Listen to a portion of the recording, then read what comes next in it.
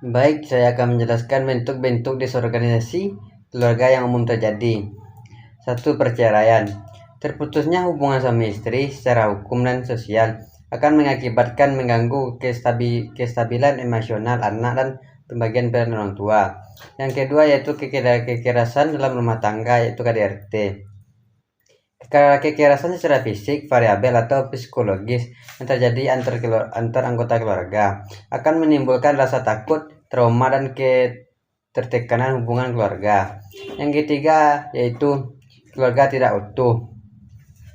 Salah satu anggota keluarga, biasanya ayah atau ibu, tidak hadir karena kematian atau penelantaran atau bekerja jauh, akan mengakibatkan anak tumbuh tanpa figur penting dalam keluarga. Yang keempat yaitu penyimpangan peran. Ayah atau ibu tidak menjalankan perannya sebagaimana mestinya. Misalnya ayah tidak menafkahi atau ibu tidak mengasuh. Akan mengakibatkan anak mengambil peran orang tua karena kondisi tertentu, perfektif. Yang kelima yaitu penyalahgunaan zat. Adanya anggota keluarga, terutama orang tua yang mengalami kecanduan alkohol, narkoba, atau yang lain, akan merusak komunikasi dan stabilitas emosional keluarga. Yang keenam yaitu konflik keluarga yang kronis. Pertengkaran terus-menerus tanpa penyelesaian akan menciptakan suasana tidak nyaman dan stres berkepanjangan dalam keluarga. Yang ketujuh yaitu pengabaian anak. Orang tua gagal memenuhi kebutuhan dasar anak baik secara fisik, emosional, atau maupun pendidikan. Akan menyebabkan anak merasa tidak dicintai, tidak diperhatikan, atau ditelantarkan. Yang kedelapan yaitu keluarga disfungsional, yaitu keluarga yang tidak dapat menjalankan fungsi sosial dan emosional dengan baik. Akan munculnya pola hubungan yang tidak sehat seperti dominasi, manipulasi, atau ketergantungan emosional ekstrim.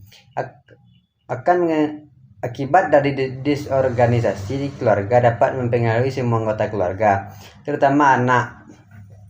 Penting untuk mencari bantuan profesional jika ada atau keluarga mengalami masalah ini. Konselor keluarga atau terapis dapat membantu dalam mengatasi konflik, memperbaiki komunikasi, dan membangun hubungan keluarga yang sehat. Assalamualaikum warahmatullahi wabarakatuh. Perkenalkan, nama saya Alfianda dari kelompok 6. Saya akan menyampaikan materi dari rekan saya, yaitu penyebab dan dampak dari disorganisasi keluarga. Penyebab disorganisasi keluarga yang pertama, perceraian atau perpisahan orang tua mengakibatkan ketidakhadiran salah satu figur orang tua, menimbulkan konflik asuh, ekonomi, dan emosional keluarga. Yang kedua, kekerasan dalam rumah tangga atau KDRT memicu trauma psikologis dan ketidaknyamanan dalam rumah tangga.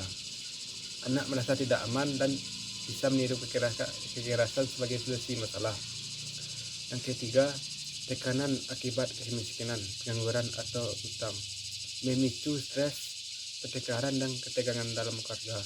Yang keempat, ketergantungan pada alkohol atau narkoba.